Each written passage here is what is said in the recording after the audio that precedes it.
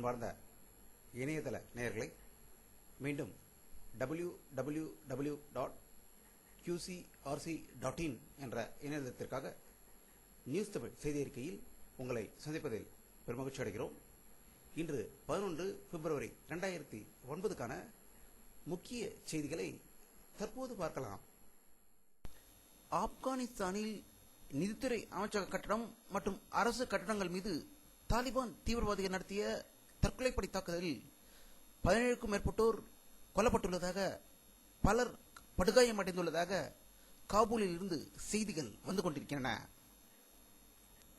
பாகிஸ்தானில் உள்ள கராச்சியிலிருந்து இந்திய கடற்பகுதியில் அத்துமீறி நுழைந்த பாகிஸ்தான் படகை கடற்படையினர் கைப்பற்றியதாகவும், அந்த படகில் இருந்த 18 மீனவர்கள் கைது செய்யப்பட்டு அவர்கள் தீவிரவாதிகளா என்று விசாரணை நடந்து வருவதாக குஜராத்திலிருந்து தகவல்கள் வந்து கொண்டிருக்கின்றன.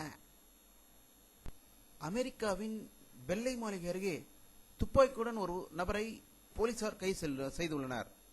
அவர் அதிபர் பராக் ஒபாமாவை கொல்லும் திட்டத்துடன் வந்தாரா என்பது குறித்து விசாரணை நடந்து வருவதாக ஒரு அதிர்ச்சிகரமான தகவல்கள் வந்து கொண்டிருக்கின்றன.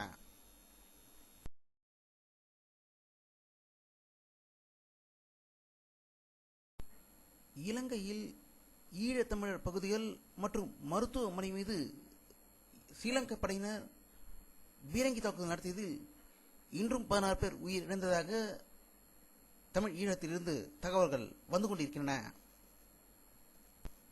இஸ்ரேலில் நடந்த தேர்தலில் ஆளும் கட்சிக்கும் எதிர்கட்சிக்கும் அறுதி பெரும்பான்மையான வாக்குகள் கிடைக்காததால் தொங்கு நாடாளுமன்றம் ஏற்படும் சூழ்நிலை உருவானதாக இஸ்ரேலிலிருந்து தகவல்கள் வந்து கொண்டிருக்கின்றன.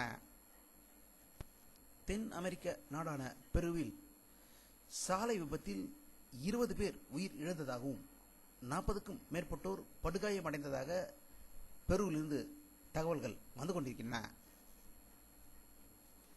இந்தியாவும் ரஷ்யாவும் 2000 டன் யுரேனியத்தை ரஷ்யாவிலிருந்து இறக்குமதி செய்வதற்கு ஒப்பந்தம் கையெழுத்து ஆனதாக டெல்லியிலிருந்து தகவல்கள் வந்து கொண்டிருக்கின்றன. நாடாளுமன்றத்தின் கடைசி கூட்டத்தொடர் நாளை தொடங்க இருக்கிறது. இந்த ஆண்டின் முதல் கூட்டத்தொடர் என்பதால் ஜனாதிபதி உரையுடன் துவங்கும் என்றும், இக்கூட்டத்தொடரில் பாரதிய ஜனதா கட்சி உள்ளிட்ட எதிர்க்கட்சிகள் பல கேள்விகளை எழுப்பி ஆளுங்கட்சியை அதிர வைக்கும் என்று செய்திகள் வந்து கொண்டிருக்கின்றன. பாரதிய ஜனதா கட்சியின் முன்னாள் மத்திய அமைச்சர் திரு முரளி மனோகர் ஜோஷி அவர்கள் வாரணாசியில் செய்தியாளர்களை சந்தித்த போது சிபிஐயை தன்னிச்சையாக செயல்படுத்துவதற்கு புதிய சட்டத்திருத்தங்களையும் சட்டத்தையும் ஏற்ற வேண்டும் என்று கூறியதாக தகவல்கள் வந்து கொண்டிருக்கின்றன. உத்தரப்பிரதேச மாநிலத்தில் ஏற்பட்ட ஒரு கொலை வழக்கில் அலகாபாத் நீதிமன்றம் இன்று வெளியிட்டுள்ள ஒரு அறிக்கையில் மத்திய அமைச்சர் மகாவீர் பிரசாத் கொலை குற்றவாளியாக சேர்க்கப்பட வேண்டும் என்று கூறியதாக அலகாபாத் நீதிமன்றத்திலிருந்து தகவல்கள் வந்து கொண்டிருக்கின்றன. மத்திய அமைச்சர் திரு TR பாலு அவர்கள் திருமங்கலம் சாத்தூர் இடையிலான 4 வழிச்சாலையை திறந்து வைத்து சிறப்புரை ஆற்றியதாக மதுரையிலிருந்து செய்திகள் வந்து கொண்டிருக்கின்றன. பெங்களூரில் நடந்து வரும் ஏரோ இந்தியா 2009 விமான கண்காட்சியில் இன்று பல சாகச நிகழ்ச்சிகள் நடத்தப்பட்டதாக பெங்களூரில் இருந்து தகவல்கள் வந்து கொண்டிருக்கின்றன.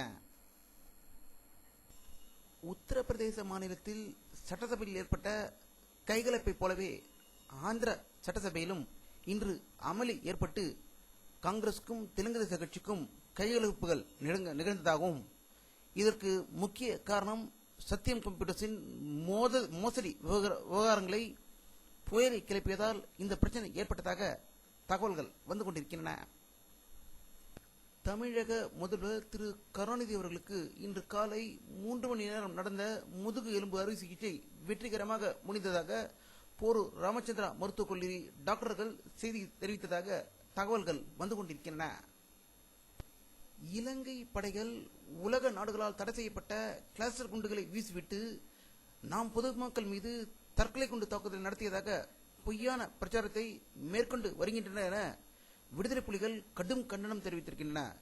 இதற்கு ராஜபக்சேயே காரணம் என்று கூறியதாக தகவல்கள் வந்து கொண்டிருக்கின்றன. உச்சநீதிமன்றம் இன்று வழங்கியுள்ள ஒரு தீர்ப்பில் கல்லூரியில் நடக்கும் ராகிங் கொடுமைகளை தடுக்க வேண்டும் என்றும் ராகிங் செய்யும் மாணவர்கள் மீது வழக்கு பதிவு செய்யப்பட வேண்டும் என்று அனைத்து மாநில அரசுகளுக்கும் உத்தரவிட்டுள்ளதாக டெல்லியிலிருந்து தகவல்கள் வந்து கொண்டிருக்கின்றன. இலங்கை வடக்கே முல்லைத்தீவு மாவட்டத்தில் மோதலில் இடையில் அகப்பட்ட காயப்பட்டவர்களை அங்கிருந்து பாதுகாப்பாக வெளியேற்றுவதற்காக சர்வதேச செஞ்சிலுவை சங்கம் கப்பல் ஒன்றை ஏற்பாடு செய்து நோயாளிகளை அந்த கப்பலில் ஏற்றி திருவண்ணாமலை சென்றதாக தகவல்கள் வந்து கொண்டிருக்கின்றன.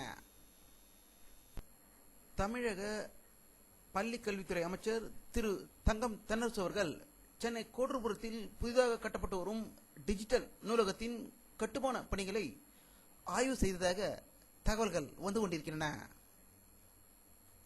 வானிலை அறிக்கை 11 பிப்ரவரி 2009 பிற்பகல் 3 மணி வரை எடுக்கப்பட்ட சேட்டலைட் புகைப்படத்தை தற்போது பார்த்துக் கொண்டிருக்கிறீர்கள். தமிழகத்தில் மேகமூட்டம் எதுவும் தெரியவில்லை. வங்கக்கடலில் மேகங்கள் தெரிவதை இந்த படத்தில் காணலாம். இத்துடன் இந்த செய்தி அறிக்கை நிறைவடைகிறது.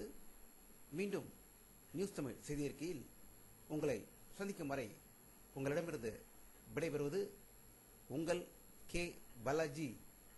நன்றி.